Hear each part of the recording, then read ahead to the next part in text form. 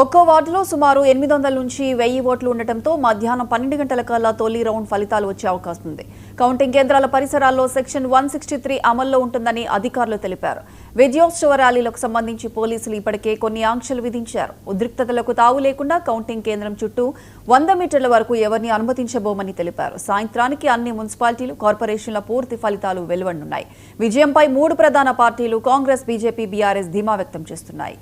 ఇక దీనికి సంబంధించి పూర్తి అప్డేట్స్ మా ప్రతినిధి శ్రీనివాస్ ఫోన్ లైన్ లో అందిస్తారు. శ్రీనివాస్, ప్రియాంక, ఈ రోజు ఉదయం 8 గంటల నుంచి 116 మున్సిపాలిటీలు, 7 కార్పొరేషన్లో ఎన్నికలకు సంబంధించిన కౌంటింగ్ ప్రక్రియ ప్రారంభమైంది. ఇప్పటికే 1-2 చోట్ల ఈ యొక్క మొదటి రౌండ్ సంబంధించిన పోస్టల్ బ్యాలెట్ కావచ్చు, అదే క్రమంలో మొదటి రౌండ్ సంబంధించిన ఫలితాల లెక్కింపు అయితే ప్రారంభమైంది. సో మొత్తానికి ఈ యొక్క ఎన్నికల ప్రక్రియ, కౌంటింగ్ ప్రక్రియ సజావుగా నిర్వహించేందుకు ఎన్నికల సంఘం అన్ని ఏర్పాట్లు పూర్తి చేసింది. ఇక దీంట్లో మరి మొన్న 11వ తేదీన జరిగిన పోలింగ్ లో జగన్మోహన్ ఘటనలు ఘటనలు తలెత్తడంతో ఇప్పటికైతే పోలీసులు ఆ పోలింగ్ కేంద్రాల వద్ద సుమారు 200 మీటర్ల వరకు కూడా కొంత ఆంక్షలు విధించారు. అదే క్రమంలో 2 కిలోమీటర్ల వరకు కూడా ట్రాఫిక్ సంబంధించిన ఆంక్షలు కూడా ఏర్పాటు చేశారు. మొత్తానికి ప్రశాంతంగా అయితే ఈ యొక్క ప్రక్రియ కొనసాగుతోంది. సో దీంట్లో